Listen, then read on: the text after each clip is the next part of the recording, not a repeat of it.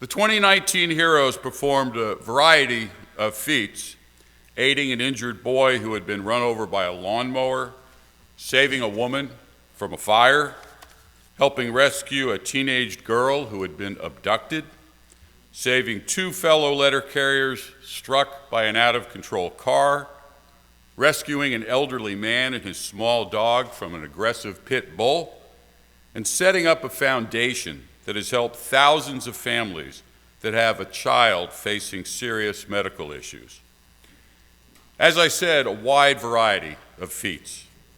But though their actions differed, they stemmed from the same factors: knowledge of the neighborhood they serve, dedication to the well-being of the residents in those neighborhoods, awareness of their surroundings, and a willingness to act when necessary, whatever the dangers. And that, by the way, is a pretty good summation of what letter carriers are all about. And because they're out delivering the mail 6 or even 7 days a week in every community across the vast country, they are often the first on the scene when action is needed. And as letter carriers see it, what they do is more than a job. It's a career in public service. The letter carriers gathered here today, and the thousands of letter carriers who go beyond the call of duty every year, make me proud to be a letter carrier and proud to lead the National Association of Letter Carriers, representing the nation's 200,000 plus city letter carriers and our over 90,000 retired letter carriers.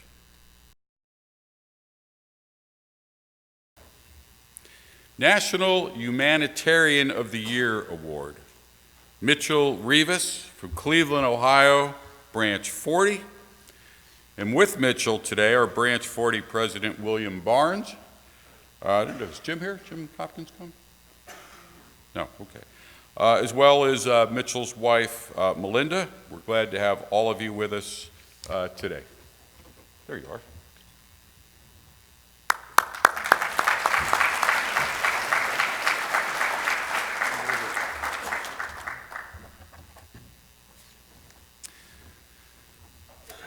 Mitchell has turned a very personal tragedy into a gift to others, to many others. As he puts it, we've been through a lot, but we've taken our tragedy and turned it into triumph. Mitchell's daughter, Marissa, a twin, died at just 28 months of age on November 13, 2015, from congenital heart failure, after spending half of her short life in hospitals. Less than a month later, Mitchell founded Marissa's Mission Foundation, which has provided cheer, love, and toys to several thousand medically fragile children and their families in Ohio, year-round and especially during the holidays. As he's done, and he's done a lot more than that, he's helped inspire a community, a whole community with a sense of service to others. And just saying that just gets to me. Mitchell, who joined the Postal Service in 2006, after serving 5 years in the Marine Corps, delivers mail in the Cleveland suburb of Berea. Is that how you say that? It is. Close enough, right? Where his foundation is based. He describes its work this way: we have helped more than 2,000 individuals, provided hundreds of meals, and kept displaced families who were far from home in safe lodging for more than 400 nights. Our goal is to bring food, love, and lodging to in-need families so we can be the blessing that we prayed to receive. Marissa received most of her care at Cincinnati Children's Hospital, almost 240 miles from the Rivas' home. Having exhausted his postal leave, Mitchell entered a leave without pay status as he remained with his daughter. He used the GI Bill getting tuition and a stipend to earn his master's degree in organizational leadership at a college in Cincinnati. He then used the knowledge that he had acquired to establish the foundation in Marissa's memory. As we researched this story, we found lots of people in Ohio who were not only willing but eager to talk about what the foundation had meant for them at a difficult time for their family. One relative of a sick child said that in addition to accommodations and food, the foundation provided them with something else. They also gave us a bag of goodies and blankets, she said. You could really feel the love in the donation. You can tell this is where his heart is. It really touched me. They went through such a huge loss, she added, and they're giving back. Local police have set aside an entire weekend each December when, as volunteers, they escort Mitchell and his wife along with Santa from hospital to hospital, bringing toys as well as food for the families. Additionally, the police engage in a month-long toy collection campaign for the foundation.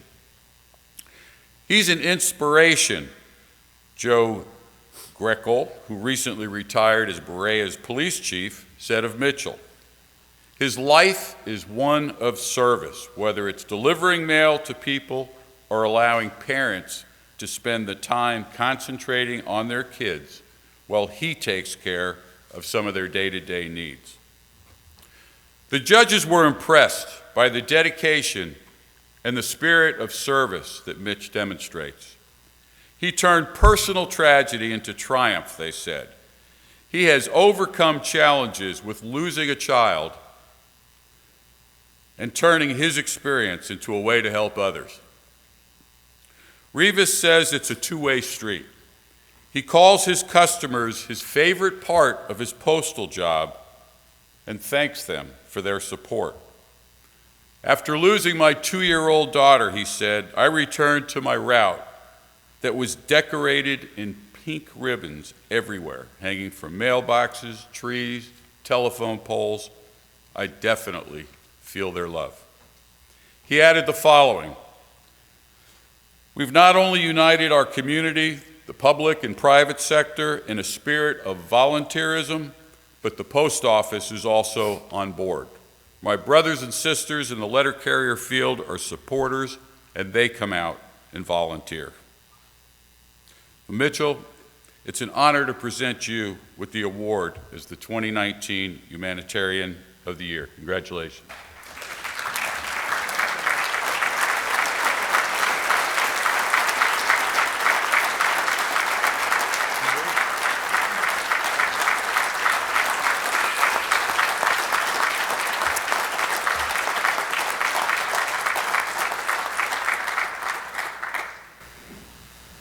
Hello, everybody. Thank you. Thank you for taking a part of your busy day and spending it with us as heroes, as they call us, but we definitely don't feel that way. As heroes, we represent a small sampling of what the United States Postal Service offers. My brothers and sisters in the letter carrier field and throughout the entire Postal Service are all about this. We put the service in Postal Service. And we are grateful. I've never been so proud of my employer, of my union, to put this together and bring to a national spotlight the amazing things that can happen when you have an employee, a worker, going door to door, getting to know their community and actually being a part of the job. Marissa's Mission Foundation, as you guys may have read in the pamphlets, was founded after my daughter tragically and unexpectedly passed away at the age of 2.5. Broken-hearted, my wife, my rock right there, table 12, came together alongside me, and we knew we had to do something to make a difference. Each and every one of us in this room can relate. We have our own platform, our own set of experiences that thrust us into a position that our neighbors, our colleagues, our peers don't have.